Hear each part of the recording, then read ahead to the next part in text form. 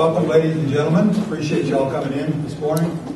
For those of you that are new to our program and new to our situation, what we'll do is we'll have each one of the coaches tell you a little bit about their week, what they've got planned, and game plan. I won't tell you all the truth, but we expect that. And then we'll break down after that where you can have individual interviews with them.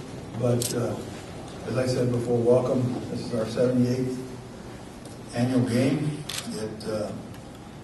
You've been doing this as long as all of us have. The guys in the football committee, you get where you just like a coach gets closer to the game, the tighter your jaws get. So we want to spend a lot of time debriefing and unbriefing these guys, but it's been a real pleasure to have both Georgia Tech and Utah here. They have extremely great support. Their fans are great. The people we've been around since they got here have just been outstanding, and they're really appreciative of all the work that the people and volunteers in El Paso we have, and they've shown it, and I think they're going to show it by having a great football game for us tomorrow. Without further ado, like I always say, I'd like to introduce our first coach, Coach Judson from Georgia Tech. He has done an outstanding job while he's at Tech, as you all well know. He's played in big games, and I think this is Georgia Tech's 11th to 12th straight bowl game, and they've been very successful in being able to have Coach Johnson and his staff bring us out here, and we're very appreciative of them being here. Coach?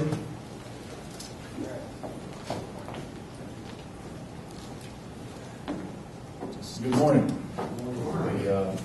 Let me start out by thanking Bernie and the Sun Bowl Committee for a great week that our football team and fans and administration have had a chance to be a part of. I think that Georgia Tech, I believe, has gone to 15 straight bowl games, and this is the fourth since our fourth season here at Tech, and I can tell you, including the BCS games and every game, the hospitality, the organization, and everything here at the Sun Bowl is unparalleled. So you should be very proud of what you have here in El Paso. The one neat thing, or one of the many neat things about the bowl game, I think, are the people. And no matter where you go or what you do, it's been a great experience for our football team and staff and everybody involved. We're excited the game time is getting closer. I think the thing with the bowls, you start out and you kind of build up. We've practiced here every day in El Paso. I think our bowl preparation has gone well. Now it's time to one more day, get ready to line up tomorrow and see how we do against a very good opponent in Utah. I think that when you look at the University of Utah on film, you see a team that's very well coached, fundamentally sound with good schemes, that plays extremely hard, and really impressed with what Coach Whittingham and his staff has done there in Utah every year. So it'll be an exciting game. I know our guys are looking forward to lining up and playing. The one thing about a bowl game is you've been off for 4 or 5 weeks, so they're tired of playing against each other, and look forward to having competition with the other team. So with that, we'll throw it over for questions. Okay. Coach, Utah's gone up against 2 or 3, 4 defenses this year. Mm-hmm. Is that an advantage for them, or does that really matter? Well, I think you can take things and probably make it any way you want to make it. It still comes down to fundamentals and what you do. And I think sometimes in the media we get hung up, or we talk about advantage, disadvantage. Guys have coached. The 3-4 defense is not going to be anything they haven't seen and don't know how to play against. And the stuff that they do offensively, we've seen and know. So it's going to come down to who can execute, and who can make plays, and who can do what they're supposed to do. So I don't know that there's any advantage or disadvantage in all that stuff, really.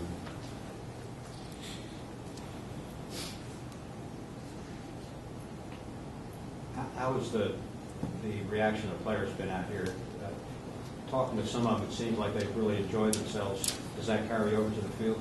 We'll see on Saturday. I hope so. I think our guys have had a really good time, and what you hope is that they can put that behind them now and really focus on the game, because that's what you came here to play. So it's been a great experience, and hopefully we'll play as good as we can play on Saturday and see if that's good enough.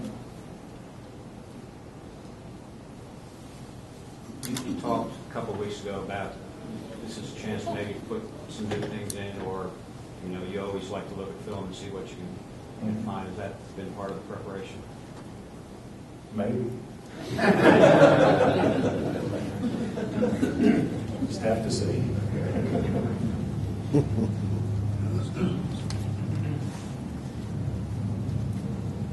Any other questions?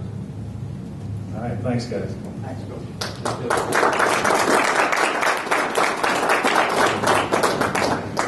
See, I told you so. Their jaw's getting a little bit tight. I'm afraid they're going to let one little secret out. Our next coach is no stranger to El Paso. He's played here before. He's been here and played in the Sun Bowl. And he was a great football player and he's a great leader of young men. It's a pleasure when I first met him because I had heard a lot of stories about him. You can't always believe everything you hear, but in his case, yeah, you believe everything you hear. He's very determined. He's a great coach. He's played in big games also. He's done a great job with Utah. He had a big decision to make when being a BYU player. When the opportunity opened up to go back to BYU, and he had a chance to do that, and he made the right decision. As far as Utah's concerned, he stayed there, and he's done an absolutely outstanding job there. And we feel real honored to have Coach here and Utah Utes. They've been extremely delightful to be around, and it's a pleasure to go up there. It's a pleasure to go to Salt Lake and see them play in that beautiful stadium there. But he's got a great football team. They're very much like him. They're very disciplined. They're very serious, and they don't. Also, the day before the game, they don't say a lot, just like Coach Whittingham. But at this time, I'd like to introduce Coach Kyle. He's here. Coach Whittingham.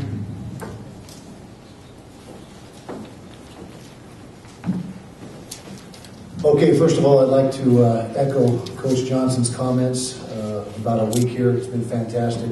Bernie and the entire Sun Bowl staff has been phenomenal, and I've had a lot of experiences at bowl games as well, and this ranks right up there with the best of them. And so, thank you very much to all the people who worked so hard to make this such a great event. I'd like to acknowledge the Georgia Tech team and the year they had. They had a great year, and the offense that they run is indeed very difficult to stop. We've been working on it, for 15 practices now, and we can line up and get our assignments down, but we cannot duplicate the speed or the precision with which they run that offense. So we got a big challenge ahead of us. They certainly have all our respect. In fact, my wife said you're wearing a Georgia Tech tie today, so this is out of respect for Georgia Tech. But I counterbalanced it with my top coach. Anyway, it's our preparation's been very good. Like Coach Johnson's team, we're sick of hitting each other. It's a lot like spring football where you go bang against each other all spring and really don't have an opponent. But at least now we do have a chance to line up against Georgia Tech and play the game on Saturday. But our guys are excited. We've got a great group of guys that work hard, and it's been a fun group to coach this year. Very proud of how they were able to get things turned around in our season. We had a rough start, got off to a really rough start in conference play, and they showed a great deal of resiliency and character in being able to get the season turned back around and get ourselves into this situation here at the Sun Bowl. So again, we're very grateful to be here and looking forward to the game day experience. Questions? You talked about the turnaround. Could you go into a little detail? What turned it around? Do you have a feel? Well, I think we lost our quarterback in conference game 2, which is the third or fourth game of the season, and we plugged in a new quarterback. I think it took us a couple of games. We didn't have John Hayes in spring football. He was a late addition to our team in August, and so it took us a couple of games to figure out what his strong suits were and what he did best, and also we were turning the ball over excessively. When we had the losing streak in conference play, we were averaging 4 or 5 turnovers a game, which you can't do when you play good football teams week in and week out. That can't happen. That's a recipe for disaster. And so between determining what John Hayes did best, a big dose of John White feeding him the football, and eliminating the turnovers, that was really the thing that the 3 things that turned the season around. Defensively, I thought we played well all season long. I think defensively we showed a lot of consistency and played very good defense for the most part throughout the whole season. Was there a moment there where you felt like you could see it turning?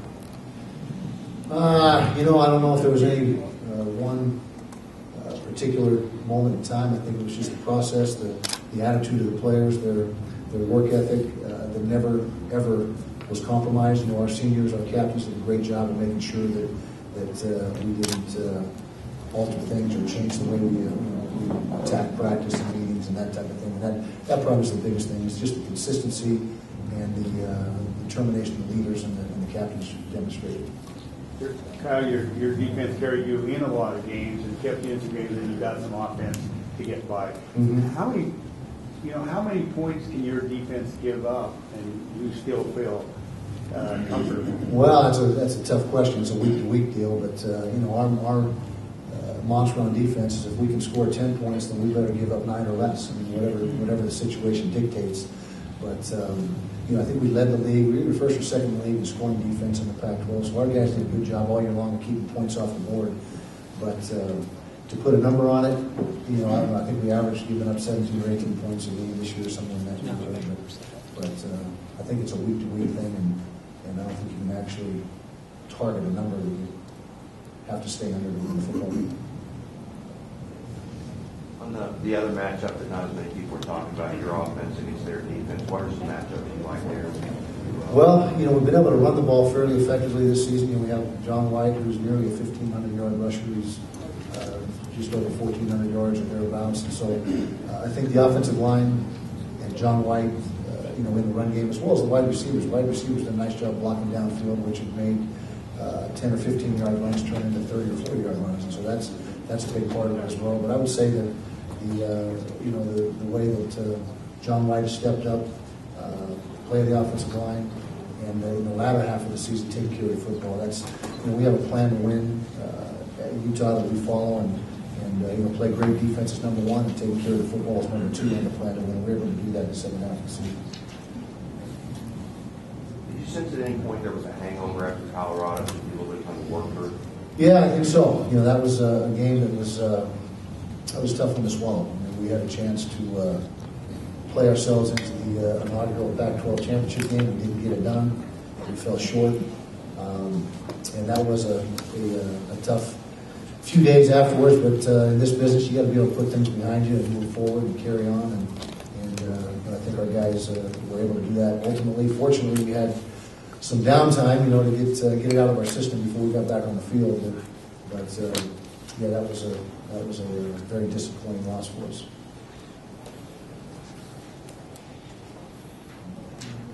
Okay, thank you very much.